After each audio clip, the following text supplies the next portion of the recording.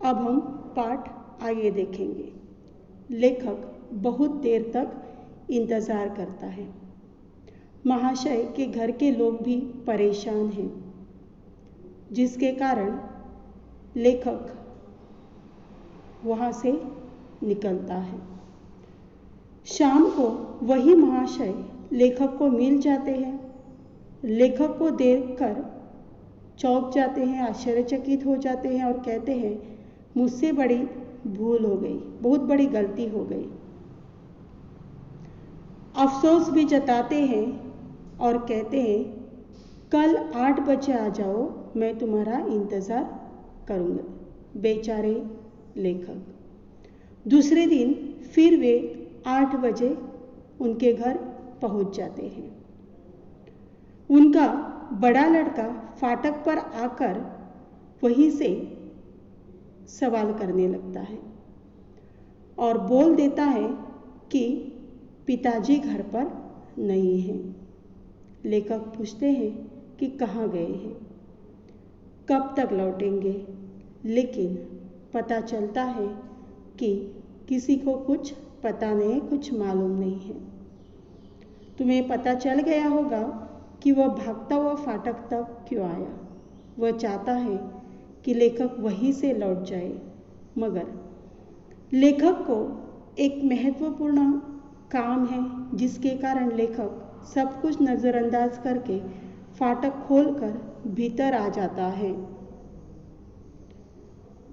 छोटा लड़का है, वह सभी जो घर के लोग हैं उनकी भावनाओं को समझ जाता है और घर में जाकर, क्योंकि वह छोटा है, मासूम है, जोर से कह देता है, ओ अम्मा, वह फिर आ गया। लेखक फिर से बैठक में बैठ जाते हैं। वही दृश्य फिर से रिपीट हो रहा है। बड़ा लड़का किताब पढ़ने लगता है और लेखक कल का अखबार पढ़ने लगता है। ये देखकर वह लड़का हंसने लगता है, क्योंकि तुम्हें मालूम है अखबार जो होता है वह दूसरे दिन रद्दी बन जाती है। छोटे बच्चे दरवाजे पर आकर लेखक को देखते हैं और भीतर औरतें बोल रही हैं और उनकी बातचीत लेखक को सुनाई दे रही है। कोई कहती है, लो वह तो फिर आकर बैठ गया। दूसरी कहती है, बड़ा मच्छर आदमी है, कह दिया कि आदमी घर में नहीं है तो जाकर अपना काम धाम क्यों नहीं देखता। सभी उसकी मजाक उड़ा रहे हैं, क्योंकि सभी परेशान हैं। एक हंसकर कहती है, काम धाम कुछ हो तो देखे, और ये सुनकर सब हंसती है। छोटा लड़का मासूम है, लेकिन सभी की भावनाओं को समझ लेता है और बाहर आकर बता देते हैं, पापा बाहर गए हैं। लेखक सुनकर भी अनसुना कर देता है। फिर वहाँ आता है, फिर वही बात कह देता है।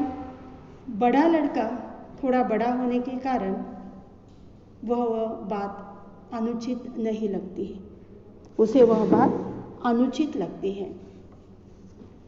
वो उसे डांटता है और कहता है, यहाँ से भाग जा, मगर वह फिर से आता है, वही बात कह देता है और बड़ा लड़का उसे धमकाता है कि वह उसे पीटेगा। छोटे लड़के को इस बात में बहुत मज़ा आ रहा है। वह खिलखिलाकर हंसता है, भीतर भाग जाता है, फिर आता है। अंत में लेखक कहते हैं कि पता नहीं कब आएंगे, अच्छा हम चलते हैं। और यह बात सुनकर बड़ा लड़का बहुत खुश हो जाता है और लेखक निकल पड़ता है उनके घर से।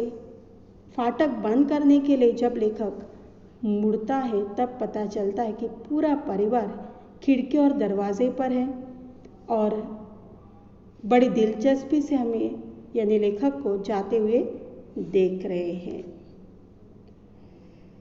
ये सब देखकर लेखक अनुभव से बहुत कुछ सीख लेता है। क्या सीख लेता है?